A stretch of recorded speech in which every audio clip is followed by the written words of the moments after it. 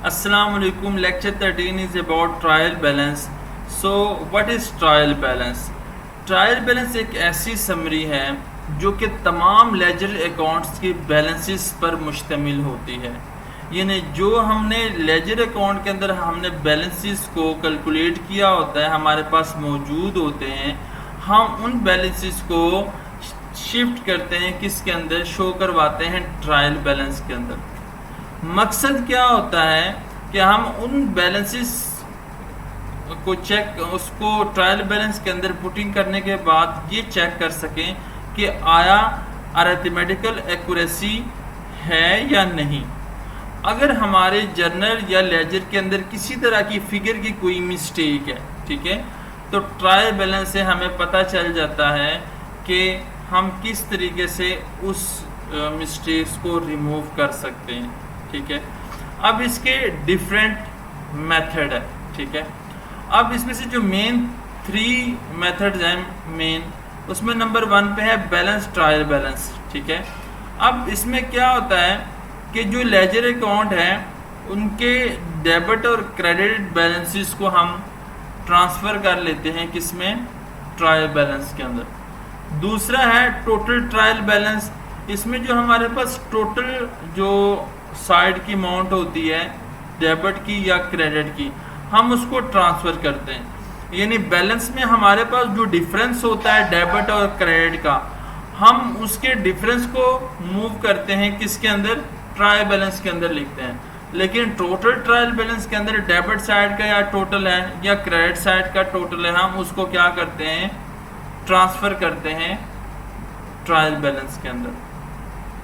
Total कम balance trial balance है, तो ये हमारे पास ऐसा मेथड है जो कि मिक्सचर ऑफ बोथ है। यानी हम बैलेंस को भी इसमें इस्तेमाल करते हैं और टोटल ट्रायल बैलेंस यानी टोटल अमाउंट को भी लिखते हैं। तो बोथ वे से हम इसको करते हैं। ठीक है, तो हम मूव करते हैं जो प्रैक्टिकलिटी की तरफ। प्रीवियस हमने वही प्रॉब्लम का हमने ट्रायल बैलेंस बनाया है जो कि हमने उसके लेजर्स के अकाउंट बनाए। ठीक है, तो हम एक दफ़ा और व्यू कर लेते हैं कि यहाँ पे अगर आप देखें तो ट्रायल बैलेंस के जो हैं ये 5 कॉलम्स हैं। ठीक है, यहाँ पे सीरियल नंबर मैंने दे दिया है और अकाउंट नेम्स हैं, कौन कौन से अकाउंट्स आएंगे, अकाउंट नंबर है, नंबरिंग क्या है इसकी, डेबिट साइड के ऊपर अमाउंट और क्रेडिट साइड के ऊपर अमाउंट। ठीक है, तो यहाँ पे हमने फर्स्ट के ऊपर जो हमारा लेजर का अकाउंट था वो कौन सा था, कैश अकाउंट। ठीक है, मैं आपको एक दफ़ा रिव्यू करवा दूँ ताकि आपको पता चले। यहाँ पे अगर आप देखें तो ये कैश अकाउंट है जो कि हमने लेजर का बनाया था 1 के ऊपर।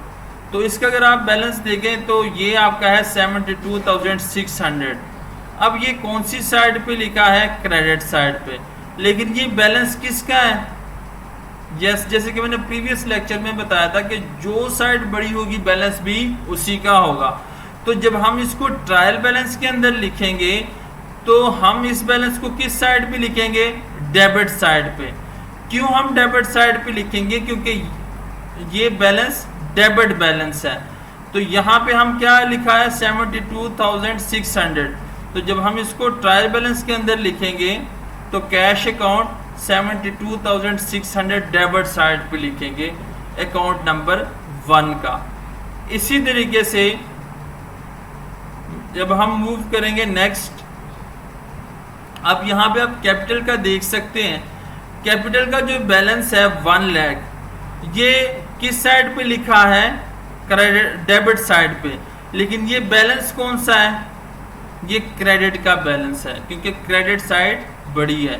तो जो साइड बड़ी है बैलेंस भी उसी का। तो आप यहाँ पे ट्रायल बैलेंस में हम लिखेंगे क्या कि कैपिटल अकाउंट 1 लाख रुपीज़ ये क्रेडिट साइड पे लिखा। क्यों लिखा, क्योंकि जो साइड बड़ी होती है बैलेंस भी उसी का ही होता है, तो हम उसी साइड पे ही लिखेंगे ट्रायल बैलेंस के अंदर। इसी तरह आप देख सकते हैं यहाँ पे परचेज अकाउंट है, तो बैलेंस इसका 9500 है जो कि डेबिट बैलेंस है। तो आप यहाँ पे ट्रायल बैलेंस के अंदर अकाउंट का नेम क्या है, परचेज अकाउंट है, और ये डेबिट के अंदर 3rd नंबर के ऊपर ये 9500 आपने लिख दिया। इसी तरीके से आप मूव करते हैं नेक्स्ट। मिस्टर अली का है हमारे पास, तो अगर आप यहाँ पे देखें यहाँ पे इसका कोई बैलेंस नहीं है क्योंकि debit side is equal to credit side, तो नील यहाँ पे बैलेंस है। तो आप यहाँ पे आप देख सकते हैं कि यहाँ पे अगर आप देख सकते हैं तो जो मिस्टर अली है ये डेबिट और क्रेडिट दोनों जो इसके कॉलम्स हैं ये नील है, ठीक है, यहाँ पे कोई अमाउंट नहीं है जो कि शो करवाती है कि यहाँ पे कोई बैलेंस नहीं है।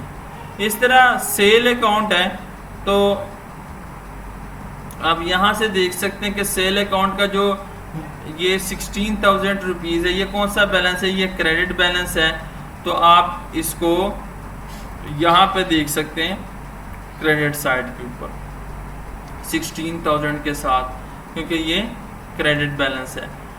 सेम जब आप मिस्टर उस्मान का देखेंगे तो यहाँ पे ये नील है, तो हम इस जस्ट नेम शो करवा सकते हैं, अगर नाम भी लिखें तो कोई इशू नहीं है क्योंकि इनका बैलेंस नील है, ज़ीरो है, ठीक है। सेल रिटर्न है, सेल रिटर्न का जो बैलेंस है ये डेबिट बैलेंस है 1000, ठीक है। इसी तरीके से आपने ये लिख देना है कि इसको ट्रायल बैलेंस के अंदर कि यहाँ पे मिस्टर उस्मान का नील है, सेल रिटर्न का 1000 है।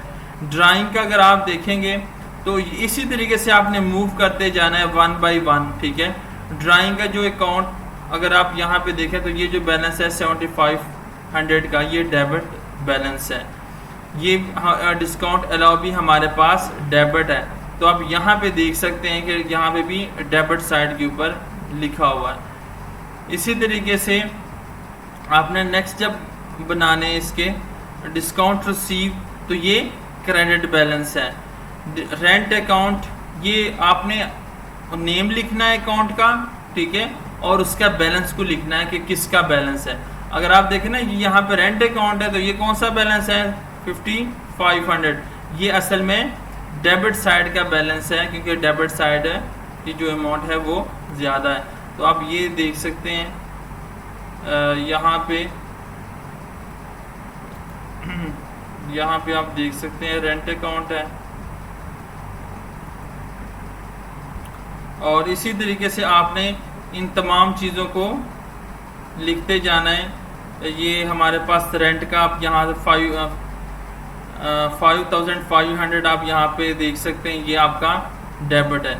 इसी तरह 1 बाई 1 जो कमीशन का है इसका क्रेडिट है, फर्नीचर का डेबिट बैलेंस है, ठीक है, डेप्रिसिएशन अकाउंट का डेबिट है, लॉस बाई फायर का डेबिट है और बैंक अकाउंट का डेबिट है।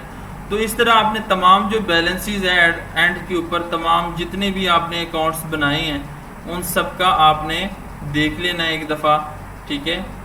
ये आपको मैं मूव कर रहा हूँ, ये हमने इसको सॉल्व किया है, ठीक है। इसके बैलेंसेस को हमने ट्रायल बैलेंस के अंदर लिख लिया। बैंक अकाउंट यानी 16 हमारे पास जो लेजर्स के अकाउंट थे। अब इसको लिखने के बाद आपने सम अप करना है, प्लस कर देना है डेबिट साइड को और प्लस कर देना है क्रेडिट साइड को।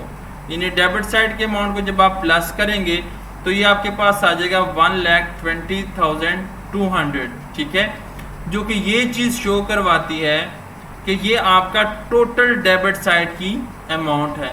जब आप क्रेडिट साइड को प्लस करेंगे, सम अप करेंगे, ठीक है, टोटल करेंगे इसका, तो ये भी आपका 1,20,200 ये शो करवाता है कि आपका जो डेबिट साइड है वो इक्वल टू क्रेडिट साइड। तो ट्रायल बैलेंस का मकसद क्या है कि ये आपको अरिथमेटिकल एक्यूरेसी जो है चेक इससे किया जा सकता है कि आया जो हमारा डेबिट साइड है वो इक्वल है क्रेडिट के, ठीक है। तो कैसे हमें पता चला, देखें, अगर हमारे जो जर्नल के अंदर एंट्रीज हैं और जो लेजर के अंदर एंट्रीज हमने प्रॉपर वे से की है, तो हम ट्रायल बैलेंस में जो हमारा बैलेंसेस होगा वो क्या होगा, वो इक्वल आएगा, ठीक है, जब हम इसको टोटल करेंगे। और अगर हमने किसी तरीके से कोई फिगर वगैरह की मिस्टेक की है, ठीक है, यानी डेबिट ज़्यादा से किया और क्रेडिट कम से किया, या क्रेडिट ज़्यादा से किया और डेबिट कम से किया, तो यहाँ के ऊपर यहाँ पे हमारा जो डेबिट और क्रेडिट का जो बैलेंसेस हैं यानी जो टोटल है, ठीक है, ये बराबर नहीं होगा, जो कि इस बात को शो करेगा कहीं ना कहीं पर कोई मिस्टेक हुई है। तो ट्रायल बैलेंस का मकसद क्या है? अरिथमेटिकल एक्यूरेसी को चेक करना, और एट द एंड के ऊपर हमें बता देता है कि हमारा जो डेबिट है वो इज इक्वल टू क्रेडिट होना चाहिए।